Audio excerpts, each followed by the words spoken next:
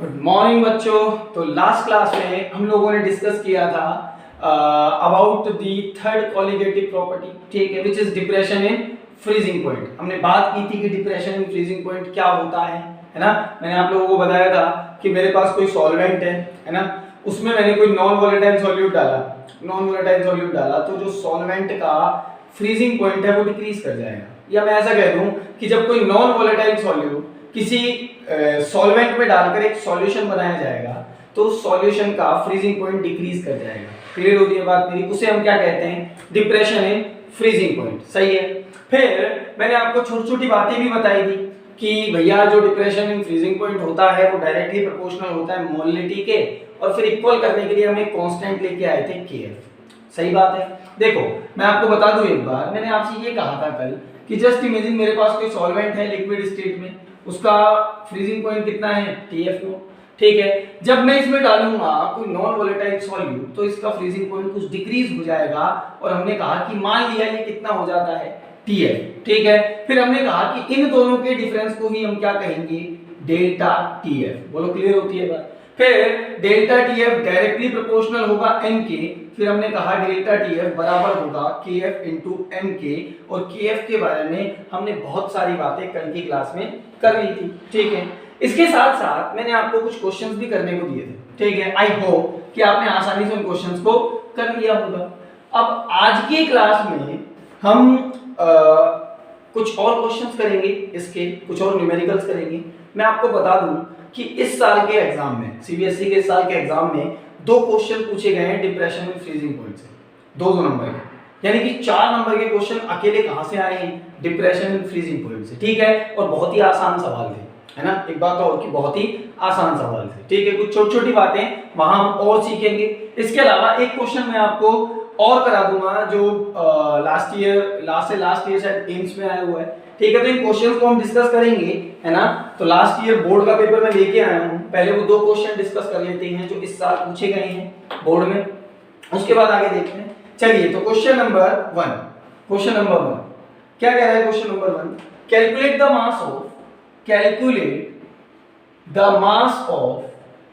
Mass of ascorbic acid. जानते हो ascorbic acid क्या होता है? बिल्कुल जानते हैं सर, विटामिन सी में होता है एस्कॉर्बिक एसिड, और इसका मोलर मास कितना गिवन है आपको? 176 ग्राम पर मोल। एस्कॉर्बिक एसिड है आपके पास, ठीक है, उसका मोलर मास गिवन है आपको 176 gram per mole. To B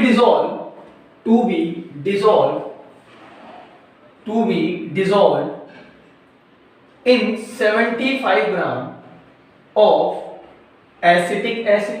75 gram of acetic acid कह रहा है टू लोअर इट्स, बहुत बढ़िया सवाल है, to lower its freezing point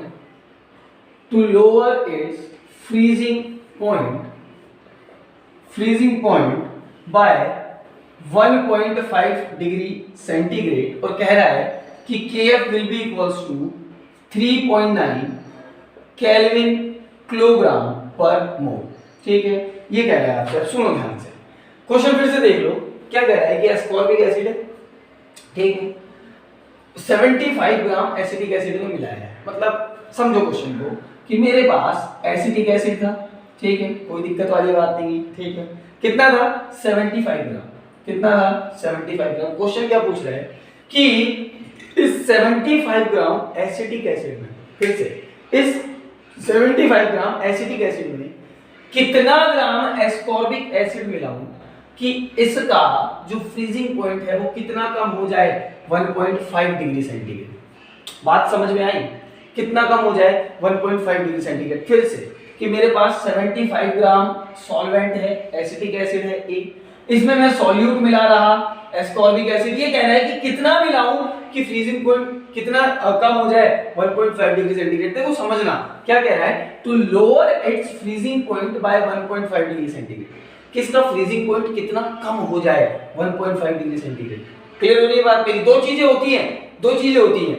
अगर वो ऐसा कहता कि इसका फ्रीजिंग पॉइंट 1.5 डिग्री सेंटीग्रेड रह जाए, हो जाए, ठीक है, सुनना फिर से, कि इसका फ्रीजिंग पॉइंट 1.5 डिग्री सेंटीग्रेड हो जाए, इसका क्या मतलब था कि सॉल्यूशन का फ्रीजिंग पॉइंट कितना है? 1.5 डिग्री सेंटीग्रेड, पर इसने क्या कहा है कि कम हो जाए कितना 1.5 डिग्री सेंटीग्रेड, मतलब एक्चुअली में ये क्या है आपका डेल्टा टीएफ। बात समझ में आई है ना, ये समझने की बात थी इसमें कि इसमें ये 1.5 डिग्री सेंटीग्रेड है क्या, एक्चुअली में ये डेल्टा टीएफ है। यानी कि समझो क्वेश्चन को, यानी कि मतलब क्या था कि जस्ट इमेजिन पहले सॉल्वेंट का फ्रीजिंग पॉइंट 100 डिग्री सेंटीग्रेड था, ठीक है, अब 1.5 डिग्री सेंटीग्रेड कम हो गया, मतलब कितना रह गया 98.5 डिग्री सेंटीग्रेड। फील हुई बात, क्लियर हुई बात मेरी, ठीक है। ये इंपॉर्टेंट बात थी, समझने लायक। वैसे कुछ बच्चों को पहले समझ में आ गई होगी कि क्या कह रहा है ये कि ये 1.5 डिग्री सेंटीग्रेड कम रह जाए, कम हो जाए, क्लियर हुई बात मेरी, घट जाए, ठीक है। अच्छा, यानी कि ये तो क्या है आपका डेल्टा टी है, ठीक है। कितना गिवन है आपको 1.5 डिग्री सेंटीग्रेड, ठीक है। अच्छा, कोई दिक्कत वाली बात नहीं है। अब मुझे निकालना क्या है, calculate the mass of ascorbic acid. अच्छा, फॉर्मूला एक बार रखें, फॉर्मूला लिखें एक बार कि क्या फॉर्मूला होता है। हम जानते हैं कि डेल्टा टीएफ बराबर होता है केएफ इनटू एम के। Sir what is M? M is molality. अच्छा, मोलिलिटी क्या होती है जानते हो? सर मोलिलिटी होती है number of moles of solute. क्या होती है मोलिलिटी? Number of moles of solute divided by mass of solvent, ठीक है। और सॉल्वेंट का मास किस में रखते हैं? किलोग्राम में। हमें किसमें गिवन है? ग्राम में, तो मल्टीप्लाई कर देते हैं हम किससे? 1000 से। बोलो क्लियर होती है बात मेरी? तो यानी कि मेरे पास अगर number of moles of solute आ जाए, number of moles of solute आ जाए, तो मैं एस्कॉर्बिक एसिड का ग्राम में मास निकाल सकता हूं। ध्यान से सुनो ना यार, मैंने क्या कहा, ये होता है मोलिलिटी, है ना। अब इस पूरे टर्म से मैं क्या निकाल सकता हूं? Number of moles of solute. अगर ये निकाल लिए तो ग्राम में मास निकल जाएगा। क्या इस फॉर्मूले को मैं ऐसे नहीं लिख सकता क्या? Number of moles of solute क्या होते हैं? मास इन ग्राम अपॉन मोलर मास, यही तो होते हैं ना। मास इन ग्राम का x मान ले, मोलर मास को मैं लिख रहा हूं कैपिटल M से। क्लियर हो रही बात मेरी? मोलर मास मुझे गिवन है एस्कॉर्बिक एसिड का 176, सॉल्वेंट का मास मुझे गिवन है कितना 75 डिवाइडेड बाय 1000 हो जाएगा। क्या आप x कैलकुलेट कर सकते हो? अगर ये दोनों हो आपके पास, पूरा फार्मूला लिखते हैं। Delta TF will be equals to, ध्यान से, केएफ कितना है 3.9 इनटू मोलिलिटी, बोलो क्या, x बाय m, ठीक है। m कितना गिवन है आपको 176 divided by mass of solvent कितना है सर 75 ग्राम डिवाइडेड बाय 1000। इसमें किसी को कोई समस्या है क्या? नहीं है। आपको क्या कैलकुलेट करना है? x। क्या कैलकुलेट करना है? x। सर x कैलकुलेट कर लूंगा बस ये मिल जाए, है ना। x कैलकुलेट कर लूंगा सर बस ये मिल जाए मेरे को। अगर ये मिल गया तो काम खत्म हो जाएगा अपना, ठीक है। ये कहां से मिलेगा आपको? दिया हुआ है डेल्टा टी है 1.5 डिग्री सेंटीग्रेड। अब मैं क्यों अभी तक इसकी वैल्यू नहीं रखी कि हमें कई बच्चे क्या करते हैं, सुनना, मैंने अभी तक इसकी वैल्यू क्या रखी नहीं है कुछ भी। क्यों?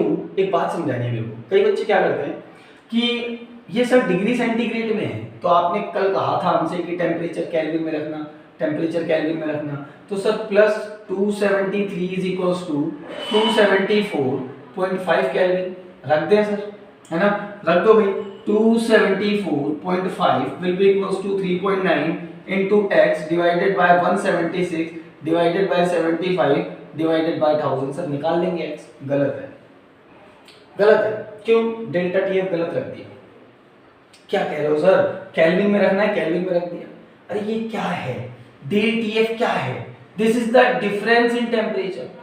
डेल्टा टीएफ क्या होता है?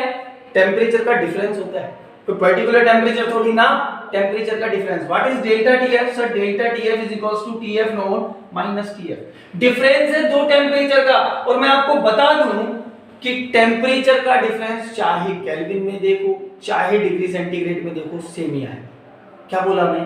टेम्परेचर का डिफरेंस, दो टेम्परेचर्स हैं, उनको केल्विन में देख लो, उनको डिग्री सेंटीग्रेड में देख लो, उनके डिफरेंस को हमेशा सेम ही आएगा। मतलब समझ नहीं आया सर? समझो, मैंने कहा जस्ट इमेजिन मेरे पास सॉल्यूशन है, उसका मेल्टिंग पॉइंट या बॉइलिंग पॉइंट कुछ भी मान लो 100 डिग्री सेंटीग्रेड है, ठीक है। जस्ट इमेजिन इसी क्वेश्चन में ले लेते हैं, हम मानते हैं इसी क्वेश्चन में कर लेते हैं। सुनो ध्यान से सुनो, मैंने माना कि सर 100 डिग्री सेंटीग्रेड इसका फ्रीजिंग पॉइंट था। किसका? एसिटिक एसिड का। इतना ज्यादा नहीं होता, जस्ट इमेजिन, मान सकते हो ना, है ना। 100 डिग्री सेंटीग्रेड एसिटिक एसिड का फ्रीजिंग पॉइंट था। सर आपने जब एस्कॉर्बिक एसिड डाला तो 1.5 डिग्री सेंटीग्रेड घट गया। मतलब सर अगर ये 100 डिग्री सेंटीग्रेड था तो कितना रह गया? 98.5 डिग्री सेंटीग्रेड। हाँ या ना, इसका यही तो मतलब है ना 1.5 डिग्री सेंटीग्रेड कम होने का, कि अगर पहले ये 100 था तो अब डिग्री सेंटीग्रेड में कितना हो गया 98.5 डिग्री सेंटीग्रेड, ठीक है। अच्छा केल्विन में निकालते हैं इसको। मैंने कहा कि ये टेम्परेचर, इसका बॉइलिंग पॉइंट 100 डिग्री सेंटीग्रेड मतलब कितना था 373 केल्विन, क्लियर है बात मेरी।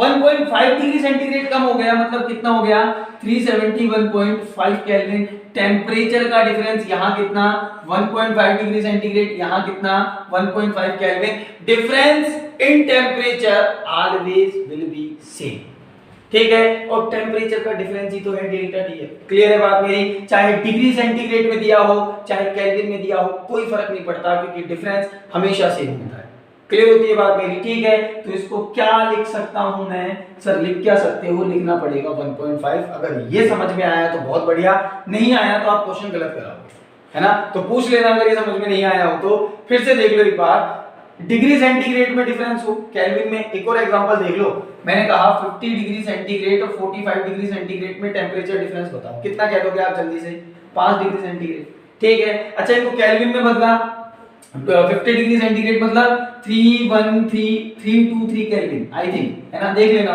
और ये कितना हो जाएगा 318 केल्विन।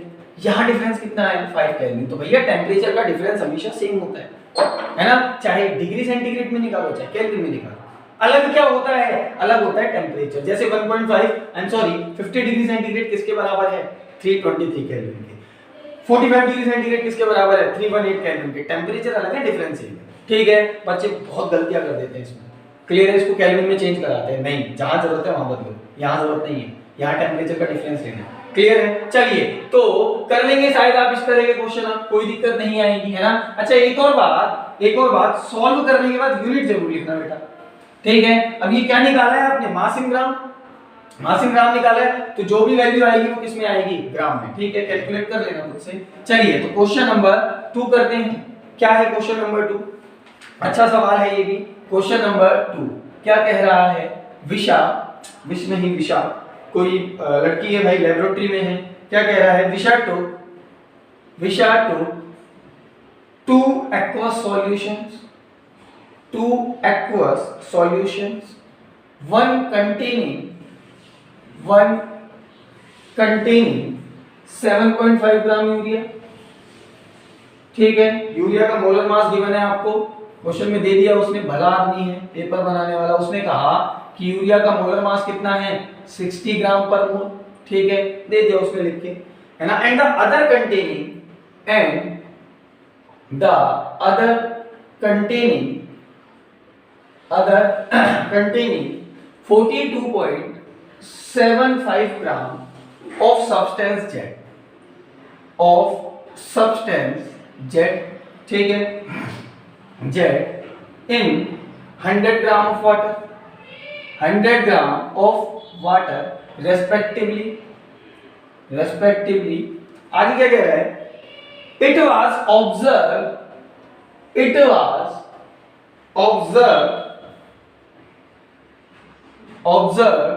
that both the कितना बड़ा क्वेश्चन हो गया, solution froze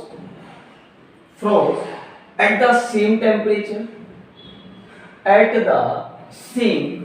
temperature, ठीक है। Calculate the molar mass of Z, खत्म हो गया, बहुत बड़ा क्वेश्चन था। Calculate the molar mass of Z। सुनो क्वेश्चन, सुनो ध्यान से, क्या कह रहा है कि भैया विशा है, लेबोरेटरी में है बेचारी, है ना, काम कर रही है, मेहनत कर रही है। उसके पास दो एक्वस सॉल्यूशन है, फर्स्ट क्या है इसका एक्वस सॉल्यूशन, फर्स्ट कौन सा एक्वस सॉल्यूशन है, फर्स्ट है कि उसके पास 7.5 ग्राम यूरिया है, 7.5 ग्राम यूरिया, कितने सॉल्वेंट में 100 ग्राम ऑफ सॉल्वेंट। कह रहा है ना कि दोनों ही solution 100 gram of H2 respectively, मतलब 100 ग्राम में ये है 100 ग्राम में दूसरा है। तो 7.5 ग्राम यूरिया डिसॉल्व है कितने सॉल्यूशन में, कितने सॉल्वेंट में, एक्चुअली में 100 ग्राम ऑफ H2O में, वाटर की बात कर रहा है सॉल्यूशन की नहीं, ठीक है। दूसरा सॉल्यूशन बना रखा है उसने, विशा ने, कि 42.75 ग्राम कोई सब्सटेंस है Z, मुझे नहीं पता कौन सा सब्सटेंस है, ठीक है। कह रहा है कि 42.75 ग्राम कोई सब्सटेंस है Z, ठीक है, और ये भी कितने वाटर में डिसॉल्व है 100 ग्राम वाटर में, ठीक है, तो ये दो बातें आपसे कही। सबसे पहले तो क्या कह रहा है कि ऐसा ऑब्जर्व किया गया कि ये सॉल्यूशन और ये सॉल्यूशन दोनों सेम टेम्परेचर पर फ्रीज होते हैं, मतलब दोनों का फ्रीजिंग पॉइंट सेम है।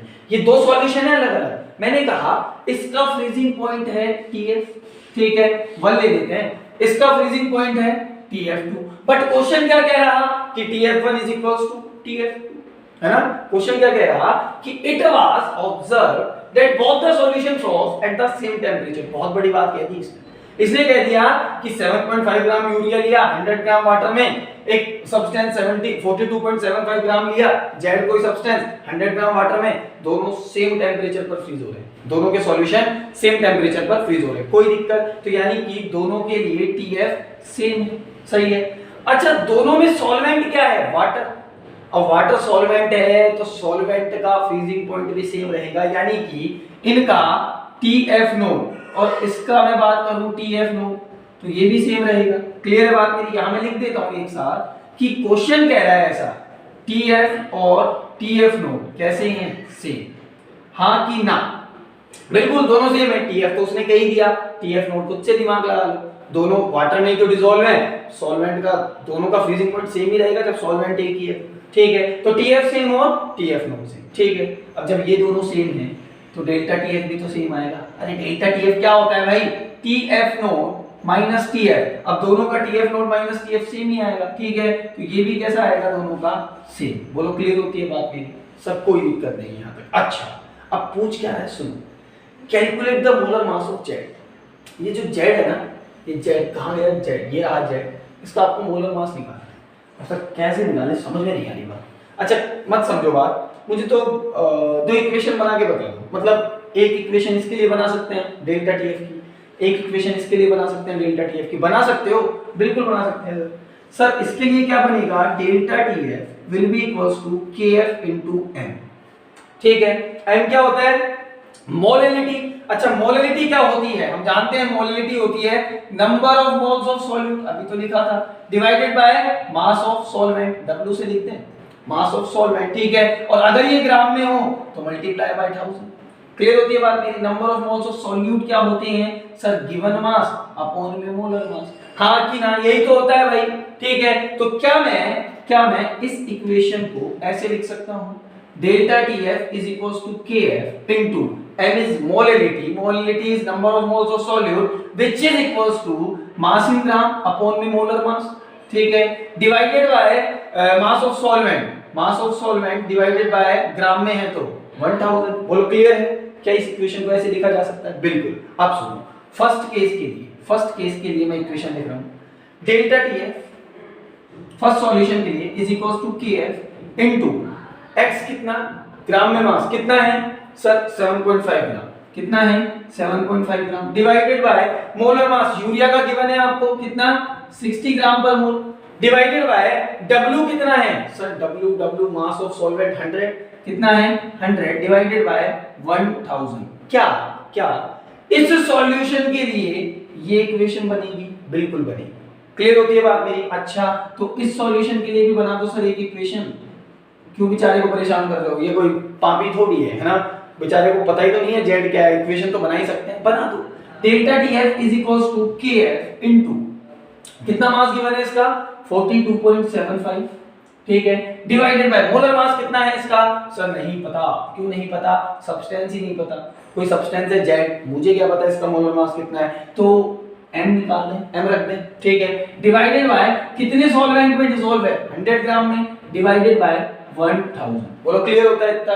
सर बिल्कुल क्लियर होता है इतना, कोई दिक्कत यहां तक? इसको कहा मैंने इक्वेशन 1, इसको कहा मैंने इक्वेशन 2, कोई दिक्कत? अब आपको पता है डेल्टा TF यहां जितना है यहां उतना है, मैंने यहां एक्सप्लेन किया आपको, ठीक है। KF सॉल्वेंट पर डिपेंड करता है, KF depends upon the nature of solvent, कल पढ़ा था। तो भैया दोनों में ही सॉल्वेंट कौन है? वाटर, तो दोनों का KF भी सेम रहेगा, ठीक है। और इन दोनों इक्वेशन को जब डिवाइड करोगे, ये सेम है ये सेम है, तो कट जाएंगे। कह रहा हूं equation 2 divided by equation 1, clear है? तो डेल्टा TF से ये कट जाएगा, KF से KF कट जाएगा, 100 से 100 कट जाएगा, 1000 से 1000 कट जाएगा, m इज इक्वल्स टू क्या निकल के आएगा? बोलो भाई sir m is equals to निकल के आएगा 7.5 इंटू 4.42.75 यही आएगा 0.75 इंटू 7.5 डिवाइडेड बाय 60। बोलो क्लियर होती है बात मेरी? ये निकल के आएगा ना 60 इंटू 7.5, गलत कर दिया क्या? 60 इंटू 7.5, इसको ठीक से देख लो एक बार, मैं लिख देता हूँ, पूरा लिख देता हूँ 1 मिनट के लिए, है ना। ऊपर लिख रहा हूँ मैं, जगह चाहिए अपन को, कैलकुलेशन करेंगे इसकी अभी। देखो जरा क्या आएगा, TF से TF कट गया, इक्वेशन क्या बनी 7.5 divided by 60 divided by 100 divided by 1000 will be equals to क्या 42.75 divided by m divided by 100 divided by 1000। ठीक है, इसको आगे सॉल्व किया तो 7.5 इंटू 1000 डिवाइडेड बाय 60 इंटू 100। जल्दी मत मचाना, आसानी से कैलकुलेट हो जाएगा, कॉम्प्लिकेटेड मत बनाना इसको, क्योंकि बहुत गलतियां करते हैं बच्चे कैलकुलेशन में। 42.75 into 100 divided by m into 1000, गलत किया, 1000 इंटू 100। ठीक है, ये आएगा फर्स्ट फोर्थ सेकंड। ठीक है, अच्छा अब यहाँ से निकाल लो, 100 से 100 कटेगा, 1000 से 1000 कटेगा, और कुछ कट रहा है क्या? नहीं कट रहा सर, है ना। तो यहाँ से m निकाल लो, m इज इक्वल्स टू क्या हो जाएगा sir, m is equals to हो जाएगा 42.75 इंटू 60 डिवाइडेड बाय 7.5। क्लियर होती है बात मेरी? यही हो जाएगा कुछ। ठीक है, कर लेंगे इसको, 7 6 42 6 6 36, और ये लगभग बराबर आएगा किसके 342 ग्राम पर मोल के। कर लेना इसको, 7 से इसको काटोगे तो 7 6 42 लगभग 6 बार कटेगा, 6 पॉइंट समथिंग बार, और जब इसको कर लोगे तो ये कितना आएगा 342 ग्राम पर मोल। किसका होता है 342 ग्राम पर मोल? मोलर मास सुक्रोज का। तो आपने इसमें क्या मिलाया है? दूसरा सॉल्यूट सुक्रोज। क्लियर होती है बात मेरी? ठीक है, तो कैलकुलेशन है, खुद से भी कर लोगे, इसमें कोई दिक्कत वाली बात नहीं है। ठीक है, कंसेप्ट समझना था, क्वेश्चन समझना था, 2 नंबर का क्वेश्चन था ये, फ्री के 2 नंबर थे, केवल इतना पता होना चाहिए था। क्वेश्चन को पढ़ो आराम से, कोई दिक्कत नहीं है, जल्दबाजी नहीं करनी। ठीक है, अच्छा एक और क्वेश्चन मैं आज की क्लास में ले रहा हूँ। ठीक है, एक और क्वेश्चन मैं ले रहा हूँ, क्या कह रहा है क्वेश्चन नंबर 3। क्वेश्चन नंबर 3 सुनेंगे ध्यान से, सुनेंगे ध्यान से। क्वेश्चन नंबर 3 है, क्वेश्चन नंबर 3 है कि मेरे पास, क्वेश्चन नंबर 3 ऐसे लिख के दे रहा है कि what amount of, question what amount, खुद से ट्राई करेंगे पहले इसको, व्हाट अमाउंट ऑफ C2H5OH। अब क्या कह रहा है, assume non volatile, assume non volatile. ठीक है, must be dissolve, must be dissolve in 1 kg water, in 1 kg water, so that it freezes at -2 degree centigrade. और कह रहा है कि freezing point of water TF note कितना है 0 degree centigrade. ठीक है, और KF दे रहा है वाटर के लिए कितना 1.86 केल्विन किलोग्राम पर मोल। ठीक है, ये सवाल है, सवाल के जवाब देखो, अब कर लोगे खुद से, ऐसी कोई बड़ी बात नहीं है, क्वेश्चन समझ लो, खुद से ट्राई कर लेना। देखो जरा क्या कह रहा है कि what amount of C2H5OH assumed non volatile. अब पूरी दुनिया जानती है ये बात कि C2H5OH जो होता है ना वो वोलेटाइल होता है। मैंने बताया था आपको कि एक लिक्विड फेज में होता है, और लिक्विड कैसे है, नॉन लिक्विड कैसे होते हैं, वोलेटाइल। पर क्वेश्चन में क्या कह रहा है, एज्यूम नॉन वोलेटाइल। अब भैया उसने कह दिया कि नॉन वोलेटाइल, मानो तो मानो, ठीक है, इसने बोल दिया तो करना पड़ेगा। क्लियर हो रही है बात मेरी? ठीक है, एग्जामिनर ने कहा, पेपर बनाने वाले ने कहा कि नॉन वोलेटाइल मानो, तो मानने का कोई सवाल जवाब नहीं। ठीक है, तो क्या कह रहा है कि what amount of C2H5OH assume non volatile, non volatile मान के चलो इसको, must be dissolved in 1 kg H2O so that it freezes at -2 degree centigrade. सुनो, मेरे पास 1 kg वाटर है, 1 किलोग्राम वाटर है। ठीक है, हाँ बहुत बढ़िया। मैं इसमें कितना C2H5OH डालूं कि ये जितने टेम्परेचर पर पहले फ्रीज हो रहा था, है ना, उस टेम्परेचर से इसका फ्रीजिंग पॉइंट कितना रह जाए -2 डिग्री सेंटीग्रेड, कम हो जाए, या फिर 0 है ना इसका। तो कह तो ये रहा है यहाँ पे कि कितना C2H5OH डालूं कि सॉल्यूशन बनने के बाद, C2H5OH मिला दिया, इस सॉल्यूशन का फ्रीजिंग पॉइंट कितना है -2 डिग्री सेंटीग्रेड। क्लियर होती है बात मेरी? ठीक है, कह रहा है कि TF नॉट 0 है और KF कितना है 1.86, मास पूछा है C2H5OH का, निकाल लेंगे। हमें पता है delta TF is equals to KF into M। M क्या है? मोलिनिटी। मोलिनिटी क्या होती है? Number of moles of solute divided by mass of solvent. Solvent का मास कितना है 1 kg। अब मोल्स निकाल लिया तो मास इन ग्राम निकाल दोगे। अरे सुनो ना, KF M क्या होता है? Number of moles of solute, number of moles of solute, ठीक है, और इसको डिवाइड करना है किससे? मास ऑफ सॉल्वेंट से। बोलो क्लियर होती है बात मेरी? ठीक है, अब मुझे एक बात बताओ, क्या इसी फॉर्मूले को मैं ऐसे नहीं लिख सकता? Delta TF is equals to KF into number of moles of solute. क्या होते हैं sir? Given mass let it be x divided by molar mass divided by mass of solvent कितना है 1 kg में है तो 1000 से मल्टीप्लाई करने की जरूरत नहीं है, 1 है तो हटा दो यहां से। मोलर मास कितना गिवन है इसका? C2H5OH का गिवन तो नहीं है पर हमें पता होगा C2H5OH का मोलर मास कितना होता है 46 ग्राम पर मोल। तो ये कितना आ जाएगा 46।